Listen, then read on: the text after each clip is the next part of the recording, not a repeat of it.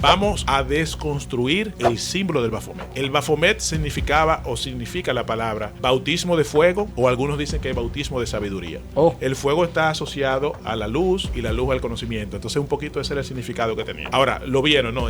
Tiene el brazo arriba y el brazo abajo en una posición, ¿no? Eso es una representación hermética de cómo es arriba, es abajo. Es una máxima hermética. Para los que conocen un poquito de hermetismo y de esoterismo, eso lo que significa es eso. En sus brazos, dos palabras. Una dice solve, coagula, es como unir y destruir, ¿verdad? Esto es un elemento de la alquimia, cuando se hacían los procesos de convertir el plomo a oro y buscar la piedra filosofal. Había que ver un proceso de destrucción para después volver a reconstruir eso. Eso mismo vamos a hacer hoy con el Baphomet. Lo vamos a destruir y lo vamos a construir de nuevo. Estamos destruyendo cada elemento para que vean de dónde que nacía cada cosa y que no estaba asociada a ningún satanismo en ese momento, ¿no? Y entonces después luego tiene la mitad animal y la mitad hombre, donde muestra también la dualidad. Fíjense que tiene los pechos y tiene unos senos, donde se ve que es un hombre, pero a la vez también una mujer. Todo. Entonces es todo, es donde representa la dualidad. Tiene un caduceo en el medio con las serpientes. Omar Martínez, quien ya está en cabina hace ratito, ustedes lo escucharon hablar y hoy tenemos tema. Omar, ¿cómo estás? Bueno, muy buenas tardes, muy bien, Anina. Muy buenas tardes a Miguel Ángel, a Lewis y a todos los que están aquí en cabina. Vamos a desmontar cosas hoy. Y muy buenas tardes a ese público de Reset que nos escucha. Y bueno, yo muy contento de estar otra vez por aquí y de empezar a hablar un poquito del tema, que hoy vamos a hablar del Baphomet, una de las representaciones tantas de Satanás, o así mismo es lo que se ha tomado en la psique del colectivo. Vamos a hablar un poquito de eso, del origen, de por qué se piensa así y un poquito de qué inicialmente era, ¿no? Pero antes de entrar directamente con el Baphomet, yo creo que lo propio es decir una frase que no sé si realmente es de Simón Bolívar. Lo único que en las redes sociales esa frase aparece como de Simón Bolívar. Y es lo siguiente, una frase introductoria que yo creo que un poquito define lo que va a ser el día de hoy este episodio.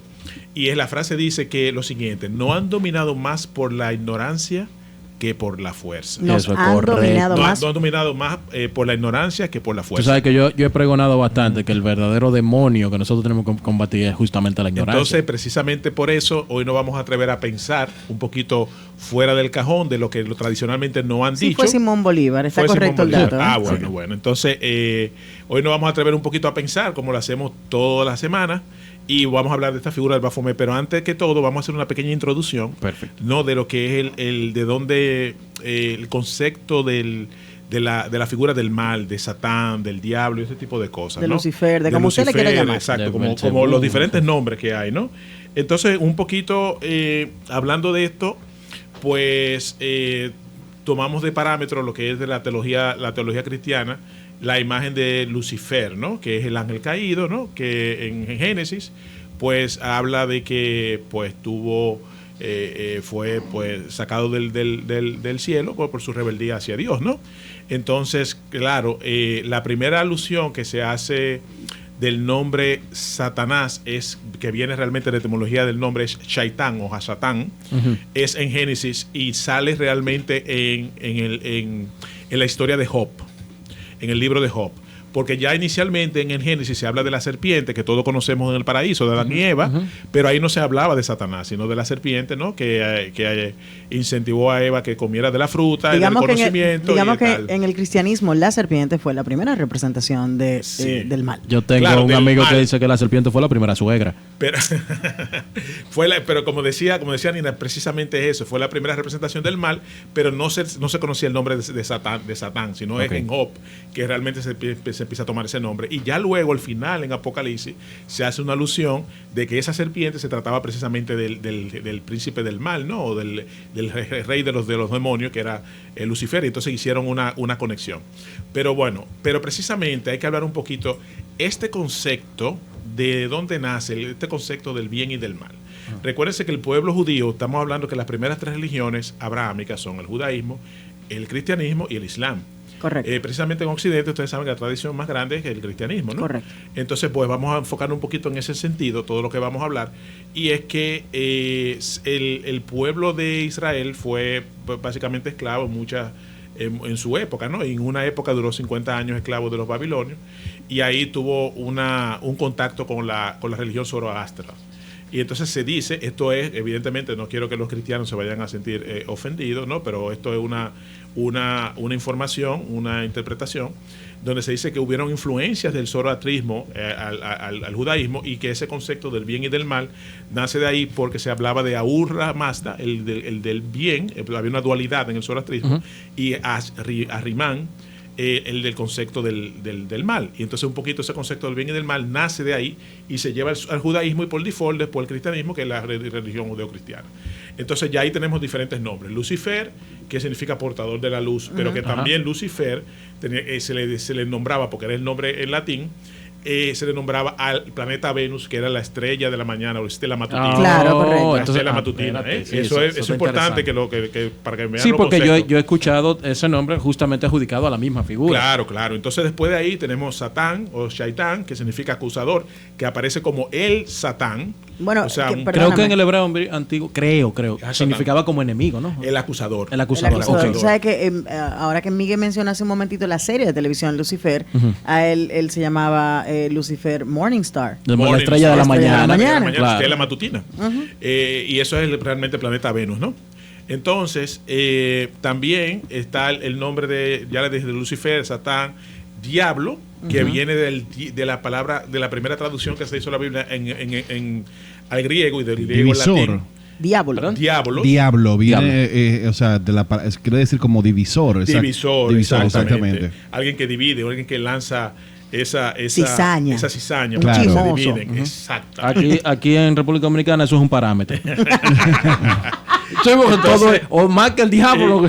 Sí, es verdad. Es un parámetro. Entonces, ya entendemos, ¿verdad?, el concepto de todas estas palabras que está bien narrado en la Biblia, y la gente yo creo que ya sabe un poquito. Claro. Esta alusión del mal, de dónde viene, ¿no? Entonces, vamos a hacer un salto, como digo yo, cuántico. Okay.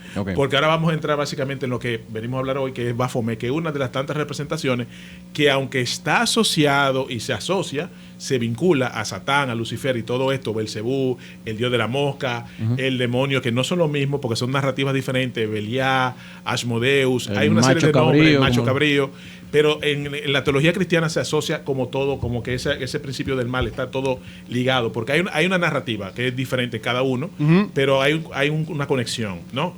Por lo menos que se la ha dado.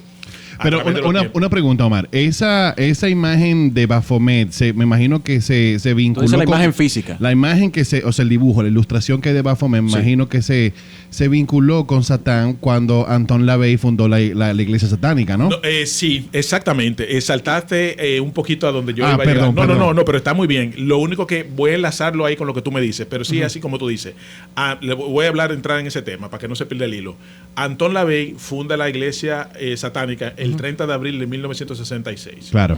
Fíjense qué fecha coge, el 66. Claro, porque hay que armar todo, ¿verdad? El número de la bestia en la Biblia es el 666, que bueno, que realmente para algunos todavía eso en el Apocalipsis está por venir, el sello de la bestia, que van a marcar a todos con el sello, claro, para que tengan acceso a todo. Algunos hablan del chip, etcétera, pero según interpretaciones que dan los estudiosos, precisamente lo que estoy hablando es un poquito de la visión de la sociología de la religión, de lo que han estudiado varias personas, es que ya ese 666 se atribuía a Nerón, que cuando se utiliza la gematria, que es los números de la Biblia, o sea, cada letra hebrea en la gematría tiene un número que se le pone, y ese número tiene un código. Entonces ese que atribuye el nombre de Nerón. Es una interpretación que el 666 viene por ahí. Mira, dice Guarion X, que está comentando por acá, que Baphomet es un tipo cool, dice él. Fue un símbolo de los templarios. Sí, vamos a hablar de eso. Lo que pasa es que empezamos a hablar un poquito de atrás para adelante. Íbamos a llegar a la Bey, pero sin mencionar el origen de los Baphomet, que precisamente se le atribuyó a los templarios. No es que eran realmente de los templarios. Esas son las cosas que hay que empezar a desmontar. El origen del Baphomet, ¿de dónde nace? En el 1098 se dice que la primera palabra Baphomet, Anselmo la narró, porque a raíz de las cruzadas y estas guerras que se hacían con los cristianos versus los musulmanes, ellos empezaron a vocear o a gritar Baphomet, según entendieron lo que escuchaban, pero realmente se dice que era una deformación del nombre Mahoma o Mahomet. Y de ahí es que viene la palabra Baphomet, que es una deformación del nombre Mahomet o Mahoma. Okay. Entonces, luego en el 1307, viernes 13 de 1307, recuérdense. El número 7. El número 7, pero no solamente el número 7, hoy vamos a hablar del viernes 13, que precisamente por eso es que se atribuye de mala suerte, porque fue el día en que encerraron en la cárcel a Jacques de Molay y a los templarios y lo acusaron de estar adorando a Baphomet, que no era más que una imagen de un cráneo que tenían, de cráneo, incluso algunos pensaban que era de una sola imagen, era de dos caras, que era un cráneo que ellos adoraban como una deidad. Y eso se lo atribuyeron realmente porque, ¿qué pasaba? Recuérdense que los templarios tenían mucho poder económico y habían prestado mucho dinero al rey Felipe el Hermoso. Y Clemente V, que era el Papa, se sentía amenazado por ese poder que estaban teniendo los templarios, y entre la componenda que hicieron Felipe el Hermoso y Clemente V, pues metieron a los templarios en la cárcel, lo acusaron de eso y ellos terminaron, después de mucha tortura, 7 años en la cárcel. Entonces ellos actuaron como el verdadero diablo. Sí, exacto. Sembraron cizaña para desacreditar a un grupo de personas. Desacreditaron un grupo de personas, lo metieron preso por 7 años y luego lo quemaron en la hoguera. Pero precisamente, algo importante que pasa aquí, es que le hicieron que ellos confesaran supuestamente que estaban adorando al tal Baphomet, pero fue bajo una tortura bajo muchos tipos de cosas. Entonces, bueno, ahí nace un poco esa figura. Entonces, esa atribución, como decía Miguel Ángel, esa representación del Baphomet, que es la que se parece mucho al macho cabrío, que es mitad hombre, mitad mujer, con la cabeza de cabra, cuernos, una antorcha y demás, realmente esa figura se dibuja en el 1854 y sale, y quien la crea es Eliphas Levi, un ocultista, es sacerdote católico y también fue un iniciado de la masonería. Que a posteriori de él crear esta imagen, no fue antes de eso, ¿no? Entonces, esa imagen se atribuía realmente a una serie de conceptos que no son para nada satánicos, que no eran para nada satánicos en ese momento. Hoy en día esa imagen sí está asociada, esa imagen sí está asociada al satanismo, pero no lo era así. Y por eso hay que empezar a desmontar las cosas. Estaba asociada con su creación a algo esotérico, mágico, había elementos de alquimia, de hermetismo, de cábala, de esoterismo. Había una mezcla que vamos a deconstruir el Baphomet en un ratico. Y entonces Eliphas Levi crea esta imagen en su libro Dogma y Ritual de Alta Magia en 1854, y entonces ahí nace la figura del Baphomet. Entonces ya luego en 1966, prácticamente un siglo después, entonces que Anton LaVey la toma y entonces crea su religión satánica y entonces la asocia a la figura de Satanás. Y entonces así es que hoy ya tenemos al Baphomet como algo satánico que inicialmente no era para nada satánico. Bueno, pero si nos ponemos a pensar que la iglesia de Anton LaVey fue fundada en el 1966, estamos en el medio de la era donde ya la comunicación tenía apenas un par de años, había comenzado y todo esto se propaga como la pólvora. Sí, claro que sí. Es normal que todo esto se transmita por diferentes medios, que comience entonces la gente a hablar más de la cuenta y comience el imaginario colectivo a crear esta imagen para el entretenimiento, porque ahí vamos a lo otro. La mitad del pleito es lo que la gente dice. Claro. Entonces, una pregunta, ¿de dónde sale la imagen que nosotros tenemos actualmente? O sea, la imagen... Bueno, mira, es interesante. Yo voy a mostrar aquí una revista. Déjame mostrarla aquí a la cámara. Claro que sí. Una revista de National Geographic, que esta yo la compré en el 2018, sobre la historia de Satán, ¿no? Aquí hay una representación, como ustedes ven, de la imagen tradicional, que no es la del Baphomet, sino la de el diablo, como parecer un murciélago, con cacho, los cuernos, el tridente y de rojo, ¿no? Este tipo de imagen, que es una de las representaciones más... fue básicamente tomada del medioevo. Eso te iba a decir, parece gótica. Del medioevo. Y del medioevo, normalmente tomaron esas imágenes. Parecen gárgolas. Del diablo, que parecían murciélagos, con cacho y tridentes y demás. La tomaron. Oh, mira, this is a butt face. Sorry. He does. La tomaron básicamente para asociarla a esto, y era un tema artístico, ¿no? Tomaron el color rojo, que estaba asociado al fuego, y tomaron elementos un poco así, porque recuérdense que también hubo mucha literatura Ahí tenemos que también hablar de Dante, el infierno de Dante, la Divina Comedia de Dante y el infierno cuando hablaba y describía los demonios que habían ahí. Y los pisos tenemos que hablar ahí también del paraíso perdido de Milton. O sea, hay una serie de alusiones ahí donde la imagen del diablo, de Lucifer, va tornando diferentes caracteres, ¿no? Aparte de que alrededor de la historia también tuvimos figuras que fueron asociadas a la imagen de Satanás, como por ejemplo Paganini.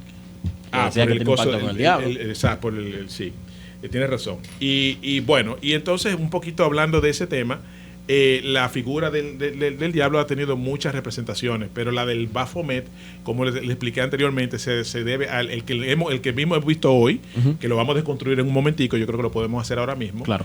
Es el de la mitad cabra y mitad hombre. Bueno, de hecho, Rafa Frías acaba de subir al grupo de Reset justamente una imagen del Baphomet para, digamos que, ilustrarle a la gente que está en el grupo escuchando el programa también, más o menos de qué se trata. A quienes no habían escuchado el término Baphomet, sepan ustedes que es esta representación que estamos viendo allí. Sí, claro. Y yo no traje una imagen del Baphomet, realmente se la debo. Yo la tengo aquí. Pero bueno. Vamos a mostrarla. Y lo que sí traje fue una enciclopedia.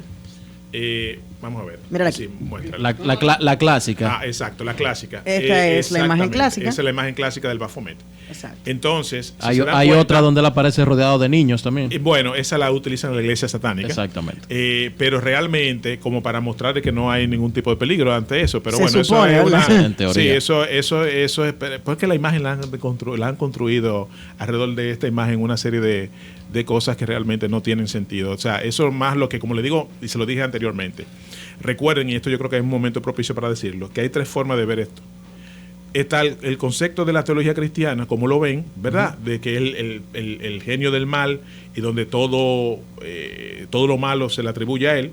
Están los satánicos que entienden que no, que es un liberador porque fue oprimido por Dios y se rebeló y es una especie de Prometeo. Recuérdense que se lo hablé. Correcto. Y después, desde el punto de vista de la ciencia, el científico y una gran masa de personas libre pensadores entienden que no, que esto es un constructo creado para generar culpa a las personas y mantenerlo controlado a través del miedo. Bueno, eso es lo que siempre pensamos, que en el momento que... Bueno. Y de hecho yo siempre he dicho que en términos religiosos, las religiones son importantes precisamente porque se supone que lo que deben hacerte entender es el concepto del bien y el mal, las buenas prácticas, la buena forma de comportarse y las cosas que están mal. Y entonces este concepto de la culpa lo que se ha es exacerbado y con un miedo profundo mantienen a la gente completamente pues obsesionados con la idea de la redención. Claro. Y entonces, bueno, cada quien tiene su forma de interpretar eso. Yo le hablé de tres formas como se pueden ver, ¿no? Entonces, esta imagen que ya mostramos, yo quería mostrarle una enciclopedia aquí de mitos, ¿verdad? Donde aquí está... ¿Cuántos libros tú tienes, muchacho, la porra? Tengo varios. Está aquí la representación de Pan, ¿verdad? Claro, el laberinto de Pan. Pan's Labyrinth. Exactamente. Entonces Pan era un sátiro, ¿verdad? Mitad cabra, mitad hombre, de donde realmente se toma parte de esa imagen, de ese constructo. Correcto. Para crear el Baphomet. La mitad de abajo. Exacto. Incluso Pan fue tomado, representa el diablo disfrazado de un culto arcaico de fertilidad, revestido de la piel de cabrón. Era el amante a quienes las Menades perseguían y se reservaban para sus orgías en el monte, tras lo cual pagaba favores con su vida. Y entonces esto fue asociado en el concepto de la tradición cristiana, coincide con el tema del nacimiento del cristianismo en la época en la que se estaba adorando a Pan, y entonces se asoció a la figura también del diablo. Entonces un poquito por eso pudieron haber construido esto. Entonces vamos, como decía Jacques Derrida, un filósofo francés, a desconstruir el símbolo del Baphomet. El Baphomet significa la palabra bautismo de fuego, o algunos dicen que es bautismo de sabiduría. El fuego está asociado a la luz y la luz al conocimiento. Entonces un poquito ese era el significado que tenía. Ahora, lo vieron, ¿no? Tiene el brazo arriba y el brazo abajo en una posición, ¿no? Eso es una representación hermética de cómo es arriba, es abajo. Es una máxima hermética. Para los que conocen un poquito de hermetismo y de esoterismo, eso lo que significa es eso. Tiene en sus brazos dos palabras. Una dice solve, coagula, es como unir y destruir, ¿verdad? Esto es un elemento de la alquimia, cuando se hacían los procesos de transmutar o de convertir el plomo a oro y buscar la piedra filosofal. Había que ver un proceso de destrucción para después volver a reconstruir eso. Eso mismo vamos a hacer hoy con el Baphomet. Lo vamos a destruir y lo vamos a construir de nuevo. Estamos destruyendo cada elemento para que vean de dónde que nacía cada cosa y que no estaba asociada a ningún satanismo en ese momento, ¿no? Y entonces después luego tiene la mitad de animal y la mitad hombre, donde muestra también la dualidad fíjense que tiene los pechos y tiene unos senos, donde se ve que es un hombre, pero a la vez también una mujer. Es todo. Entonces es todo, es donde representa la dualidad. Tiene un caduceo en el medio con las serpientes, que algunos estos esotéricos lo asocian a los 2 primeros chakras, que están ahí para ir abriendo, despertar un poco el tema de la Kundalini y tal. Esos son temas y elementos que hay que también se le asocian a esa figura.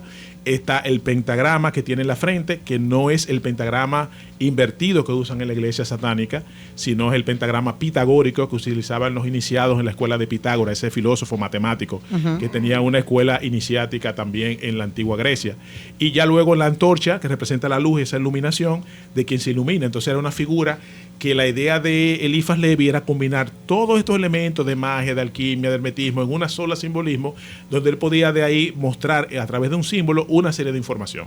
Lamentablemente esto fue disociado y fue construido a través de la figura de hoy de Satán, un demonio, y lamentablemente cualquiera que salga con una figura de Baphomet va a ser asociado a un tema satánico y del diablo. Okay. Y recordar que todavía aquí en República Dominicana, porque no pasa eso en Estados Unidos, pero es así, todo eso está penado por ley, los temas de rituales satánicos y todo ese tipo de cosas está penado por la ley. Entonces, un poquito para que entiendan este constructo, cómo se fue armando. Ahora bien, hay que hablar de algo muy interesante, que no quiero que se me quede. El tema de por qué el Baphomet es asociado a la masonería. Eso es un tema muy importante. El Baphomet es asociado a la masonería por lo que yo le había comentado inicialmente, porque se le asoció a los caballeros templarios, y hay una teoría que dice que la masonería es heredero de los templarios. O sea que nace con el templarismo, pero yo le he explicado que realmente eso es una de las tantas teorías, porque no se conoce a ciencia cierta el origen de la masonería, pero sí hay un origen más fidedigno, más objetivo, más fáctico, ¿no? Que es el hecho de que realmente venimos los masones de los gremios de la catedral de la Edad Media, donde se construían las catedrales, el periodo gótico, y un poquito de ahí que es donde salen esos gremios. Pero sí ha habido en los diferentes ritos que tiene la masonería, ha habido influencia de ritos que hay grados no templarios, sino caballerescos, donde se hacen alusiones a los templarios. Entonces, un poquito por eso han querido asociar a la masonería con el Baphomet, pero es una. Ahora, la segunda, que es la más fuerte, se lo debemos a un señor, anoten este nombre, que se llama Leo Taxil. Leo Taxil, en 1881 fue iniciado en la masonería, en 1882 fue expulsado de la masonería porque se dedicaba a escribir escritos pornográficos y a hacer ilustraciones y una serie de cosas. Y entonces se fue expulsado de la masonería y él era anticatólico.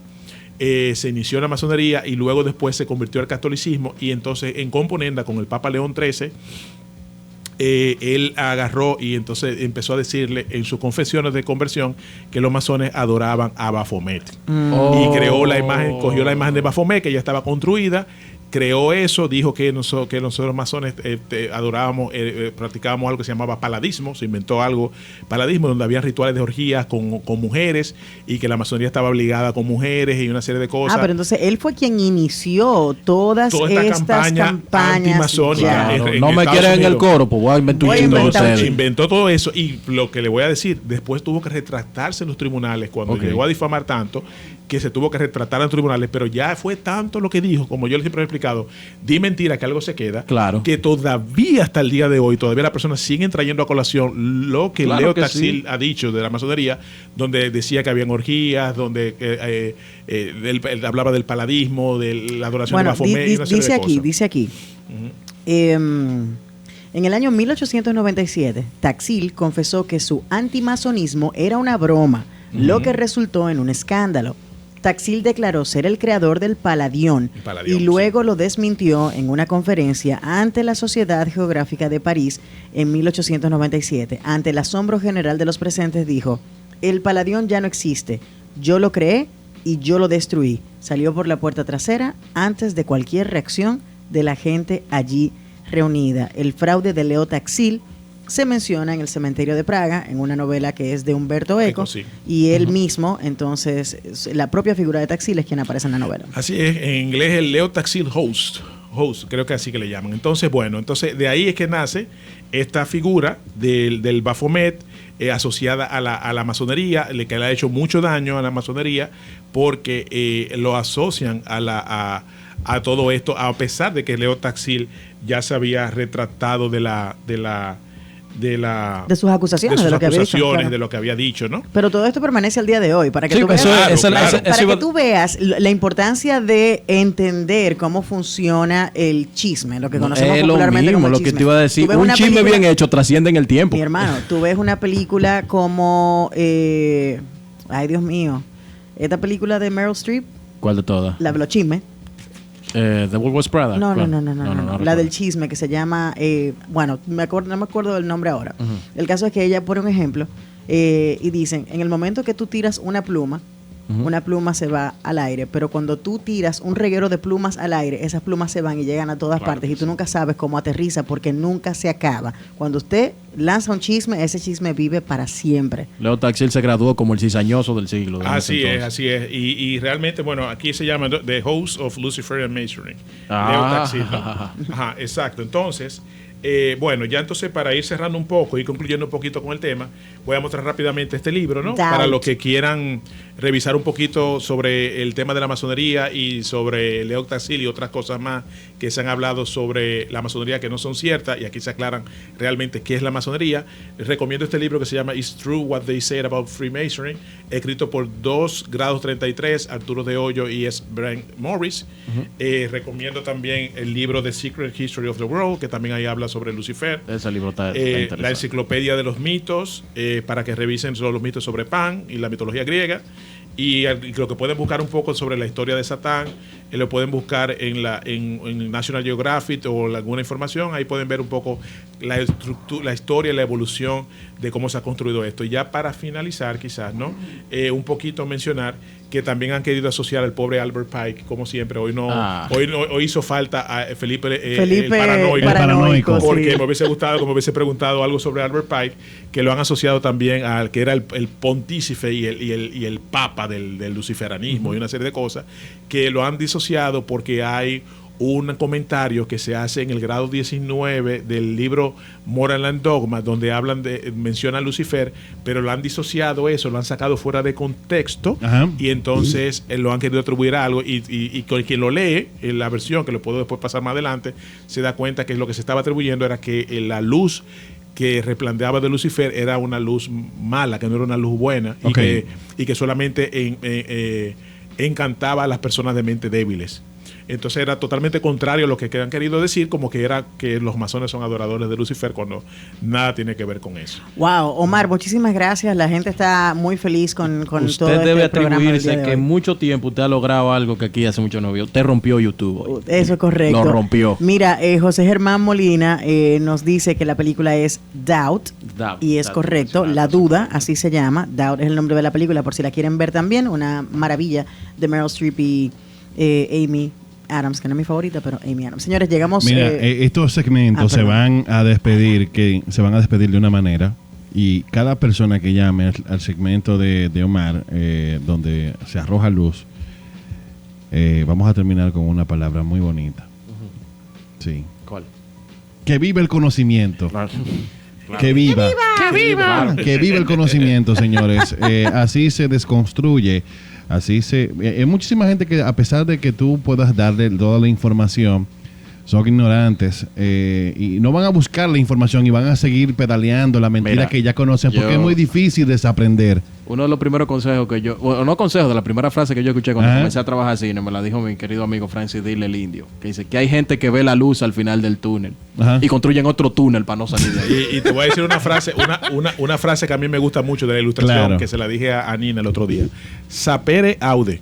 Atrévete a pensar. Atrévete a pensar. Siempre. Así se llama este segmento. Atrévete a pensar. Atrévete a pensar. Y salga de la ignorancia. Atrévete a pensar. Sapere Sapere aude. Sapere aude se llama este segmento. El moro del enlightenment. Entonces, el Dale Mente se convirtió en esto ahora, en Atrévete a Pensar. Señores, nada, Omar, muchísimas gracias. Siempre a su orden. Cualquier cosa les pueden escribir en OJ Martínez en Instagram.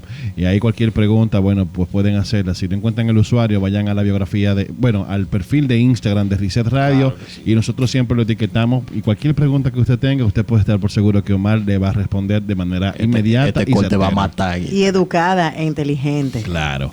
Venimos en breve, señores, que tenemos por acá nuestras visitas.